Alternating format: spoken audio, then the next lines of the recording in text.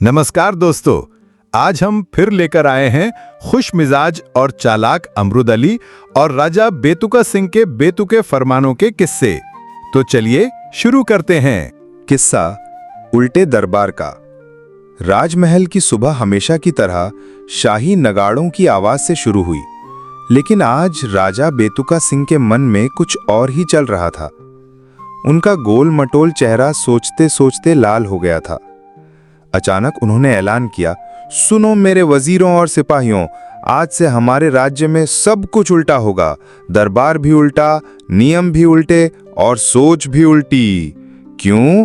क्योंकि सीधा तो हर कोई सोचता है, हम अलग क्यों ना हों। दरबार में सन्नाटा छा गया।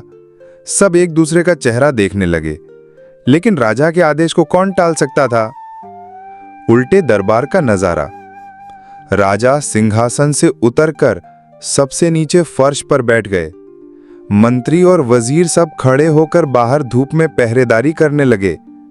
सैनिक सिंहासन पर जाकर अकड़ कर बैठ गए, तलवारें निकालकर पोज देने लगे और प्रजा को शाही आसनों पर बिठा दिया गया। शुरुआत में सबको यह बड़ा मजेदार लगा। लोग हंसते हंसते लोटपोट हो रहे थे, लेकिन थोड़ी देर बाद नतीजे आने लगे। सैनिक, जिन्हें बैठने का सुख पहली बार मिला था, हर फैसले में तलवार खड़का देते। हुजूर कर नहीं देंगे तो सीधा वार कर देंगे। प्रजा, जो पहली बार गद्दी पर बैठी थी, आपस में झगड़ने लगी।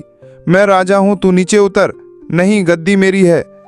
बेचारे मंत्री पसीने से तरबतर होकर धूप में खड़े सोच रहे थे, हमसे कानून कौन पूछेगा। राजमहल का पूरा हाल उलट पुलट हो गया। तभी दरबार में आते हैं अमरुद अली। उनका गोल मटोल बदन हरे कुर्ते और ढीले पैजामे में लहराता हुआ, चेहरे पर वही मजाकिया मुस्कान और हाथ में उनका पुराना रुमाल। उन्होंने इधर उधर देखा, हंसी रोकते हुए बोले, हुजूर, ये कैसा मंजर है? राजा जमीन पर और सिपाही ताज पर। राजा बेतुका सिंह उत्साह से बोले, अरे अमरुद अली, आज हमने नया नियम बनाया है, सब कुछ उल्टा चलेगा। देखो ना, कितना नायाब है या।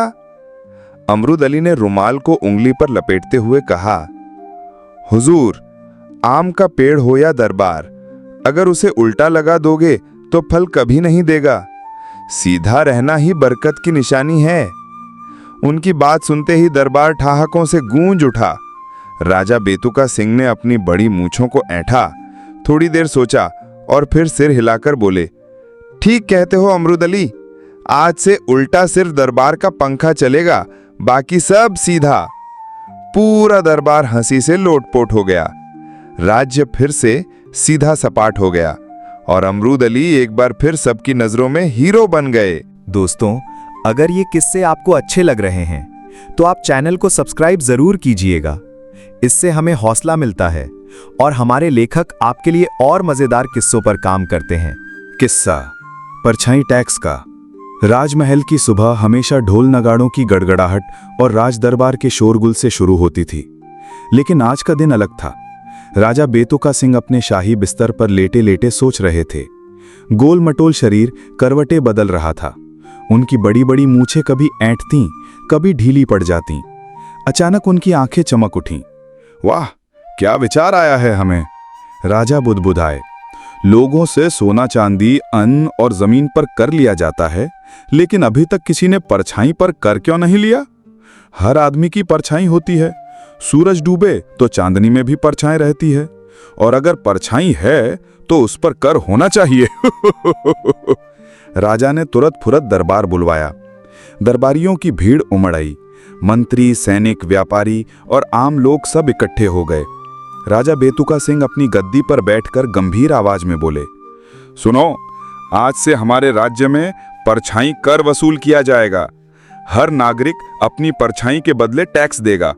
जिसकी परछाई बड़ी होगी वे ज्यादा देगा, जिसकी छोटी होगी वे कम देगा। पूरा दरबार सन्न रह गया। मंत्री जी तो हक्का बक्का रह गए, बोले, हुजूर, ये कैसे संभव है? परछाई तो हर जगह जाती है, कभी बड़ी कभी छोटी, इसका हिसाब कौन रखेगा? राजा मूंछ ऐंठते हुए बोले, इसका हल भी हमने सोच लिया है। हर चौक पर सिपाही खड़े रहेंगे, जैसे ही कोई नागरिक गुजरेगा उसकी परछाई नापी जाएगी। जितने हाथ लंबी परछाई उतना कर। दरबारियों ने चाहकर भी हंसी रोक ली, लेकिन सिर झुका लिया। आखिरकार राजा का हुक्म कौन टाल सकता था। दूसरे ही दिन से राज्य भर में कोहराम मच गया।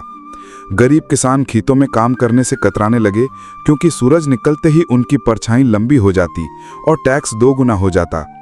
व्यापारी अपने अपने दुकानों पर पर्दा डालने लगे ताकि उनकी परछाई नजर ही ना आए।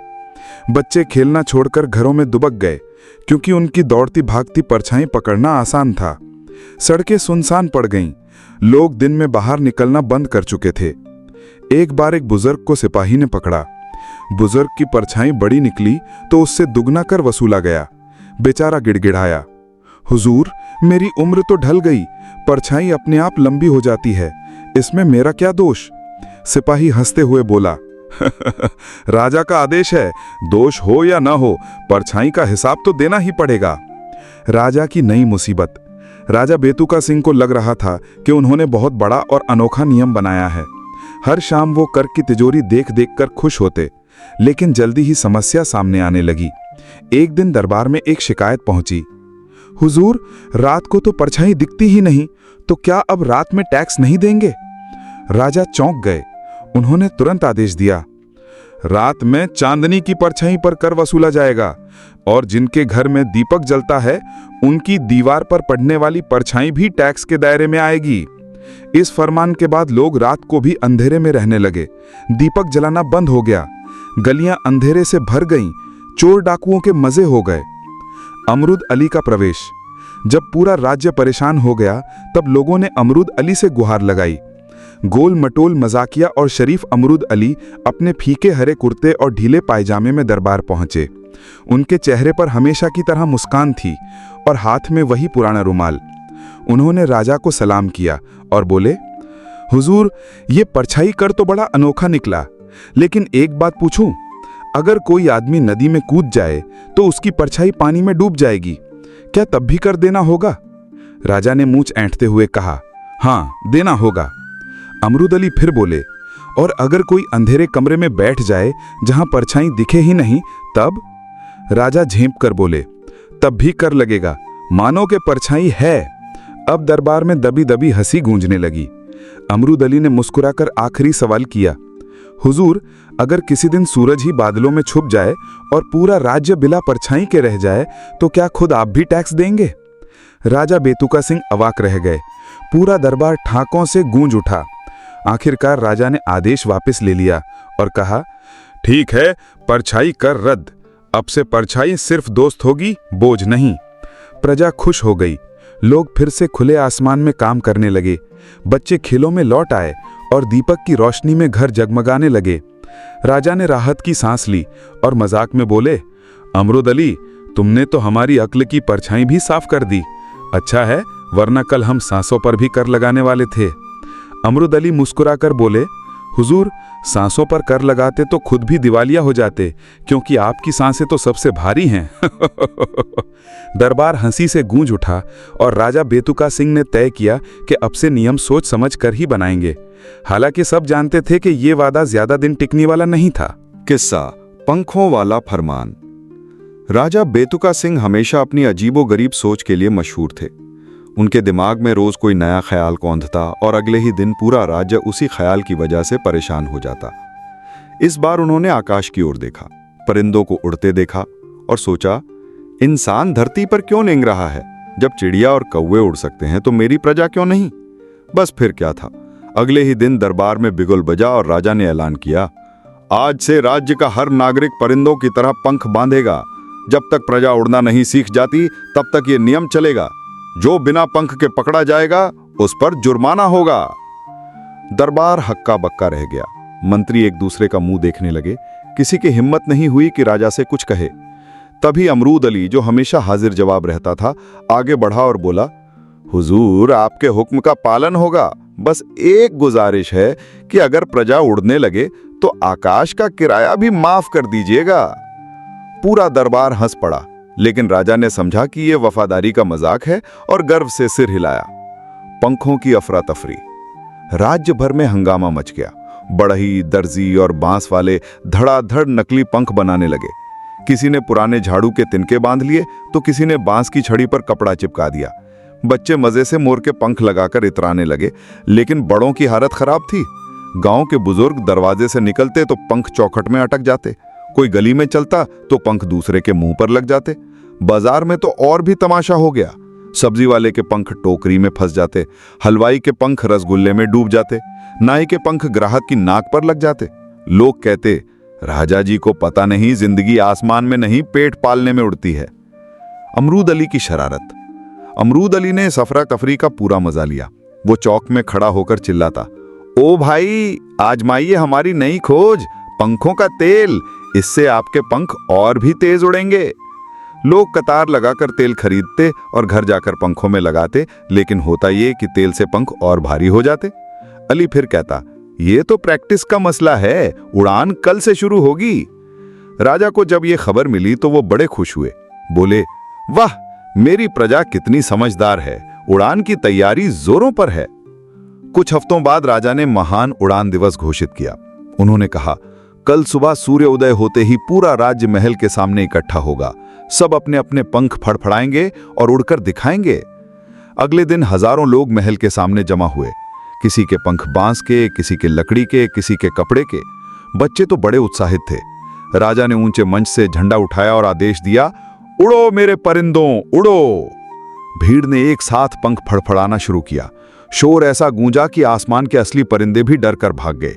पर इंसान, कोई 2 कदम उछलकर गिर पड़ा, कोई छत से कूदा तो सिर पर चोट लगी, कोई पेड़ में उलझा और लटक गया। पूरा मैदान कराहों और हंसी से भर गया। राजा की मुश्किल। राजा पहले तो उत्साहित थे, लेकिन जब लोगों की हालत देखी तो खुद ही डर गए। तभी उनकी नजर अमरूद अली पर पड़ी, जो बड़े आराम से जमीन पर बैठकर आम खा रहा था। राजा गरजे, अरे अली, तूने पंख क्यों नहीं बांधे? तू क्यों नहीं उड़ रहा? अली मुस्कुराया और बोला, हुजूर, मैं तो पहले ही उड़ता हूं, जबान और अकल के पंखों से। बाकी लोग चाहे पेड़ में अटकें या छत से गिरें, मैं तो बिना पंख के भी आसमान छू लेता हूं।